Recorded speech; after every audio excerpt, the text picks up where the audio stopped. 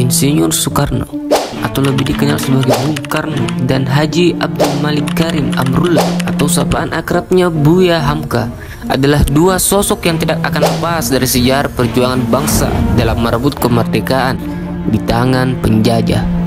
Mereka adalah pejuang, pendiri negara atau founding father, bapak-bapak bangsa, dan sekaligus juga adalah pahlawan bangsa. Mereka adalah sosok yang penuh dedikasi berpikir dan berbuat tanpa pamrih untuk bangsa dan negara. Bung Karno banyak terlibat dalam pergerakan kemerdekaan melalui jalur politik dan diplomasi. Sementara Buya Hamka adalah seorang ulama pejuang yang berjuang melalui jalan dakwah. Buya Hamka adalah salah satu tokoh yang berasal dari Tanah Minang. Buya Hamka juga merupakan salah seorang sahabat karib Soekarno. Persahabatan antara Soekarno dan Buya Hamka terjalin pada saat Buya Hamka mengunjungi Soekarno di tempat pengasingannya di Bengkulu pada tahun 1941. Pada sidang tahun 1957, Hamka menyampaikan pidato yang menolak gagasan Presiden Soekarno yang ingin menerapkan sistem demokrasi terpimpin. Gagasan demokrasi terpimpin seolah menjadi mantra sakti, alat penindas oposisi bernama ideologi nasionalisme, agama, komunisme, atau Nasakom.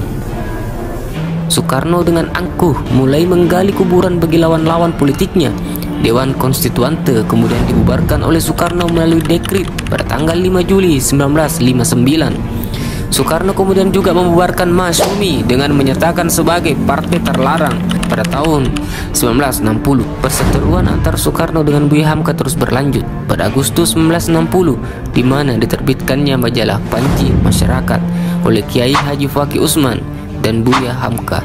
Diterbitkannya sebagai corong dakwah Islam di Bredel yang memuat karangan Muhammad Hatta dengan judul Demokrasi Kita, yang mana tulisan tersebut berisikan menolak terang-terangan demokrasi terpimpin, hingga Soekarno merasa posisinya terancam.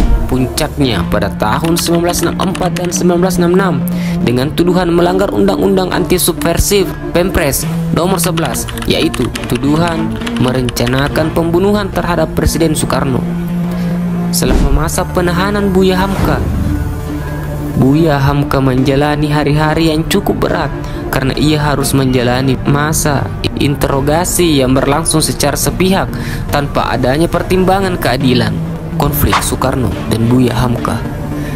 Bagi Buya Hamka, tegak berdirinya suatu negara atau kekuasaan dimulai sejak manusia mengenal bermusyawarah dan bernegara, di mana kekuasaan dari segala bentuknya adalah milik Allah yang telah menjadikan manusia sebagai pemimpin atau khalifah dalam menjalani kekuasaan yang dibarengi dengan aturan-aturan yang telah ditentukan Allah Subhanahu wa taala dalam Nas. Dalam keyakinan Islam, manusia mengatur negara bersama-sama atas kehendak Tuhan. Pengangkatan presiden, sultan, raja harus berada di bawah kekuasaan Tuhan yang dijelaskan dalam Nas. Hamka menyebutnya dengan demokrasi takwa. Majunya negara manakala masyarakat memegang teguh peraturan-peraturan Allah, dan runtuhnya negara manakala masyarakat meninggalkan peraturan-peraturan Allah. Menurut pandangan Hamka, hubungan antara Islam dan negara adalah satu kesatuan. Namun, pernyataan Buya Hamka ditentang keras oleh Soekarno. Ia menuntut agar ada pemisahan yang tegas antara agama dan kekuasaan politik. Menurut Soekarno, negara disusun atas dasar negara nasional yang meliputi seluruh negara Indonesia. Jika didirikan dengan berdasarkan Islam, maka banyak daerah-daerah yang penduduknya tidak beragama Islam akan melepaskan diri, seperti Maluku, Bali, Flores, Timur, dan juga Irian Barat. Dari pernyataan tersebut, walaupun Soekarno berfungsi sebagai kepala negara konstitusional, namun Soekarno mempunyai pilihan sendiri dalam soal negara. Ia tidak bisa menahan diri ketika para pemimpin Islam mengemukakan bahwa Islam merupakan ajaran yang berada di atas ajaran apapun, termasuk Pancasila. Pendapat Buya Hamka dianggap sebagai ancaman oleh Presiden Soekarno. Dengan kekuasaannya yang masih kuat saat itu, Soekarno memerintahkan penahanan Buya Hamka. Kemudian Buya Hamka harus menjalani kehidupan sebagai tahanan hingga Orde Lama tumbang dan berganti dengan Orde Baru. Saat Orde Baru, Soekarno justru menjadi tahanan kota.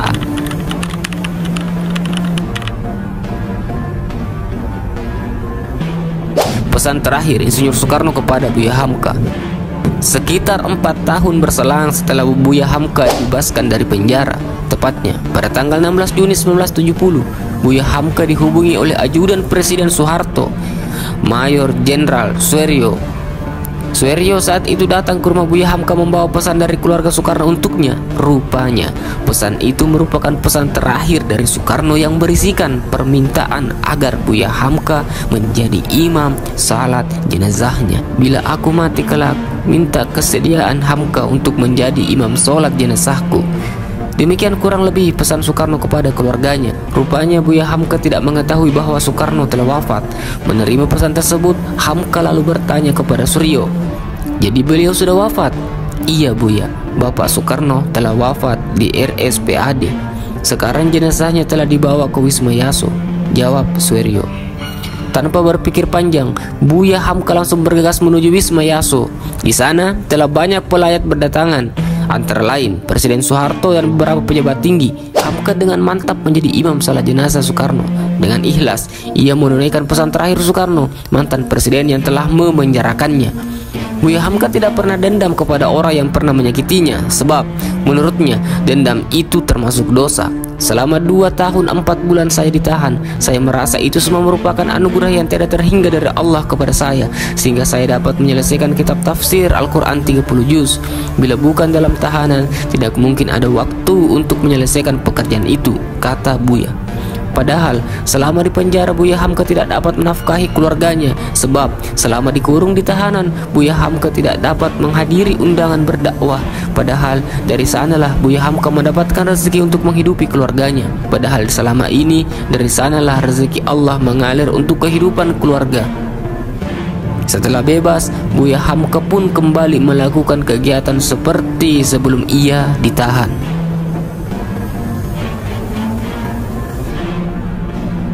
Jangan lupa subscribe agar tidak ketinggalan video menarik lainnya. Sampai ketemu di konten selanjutnya.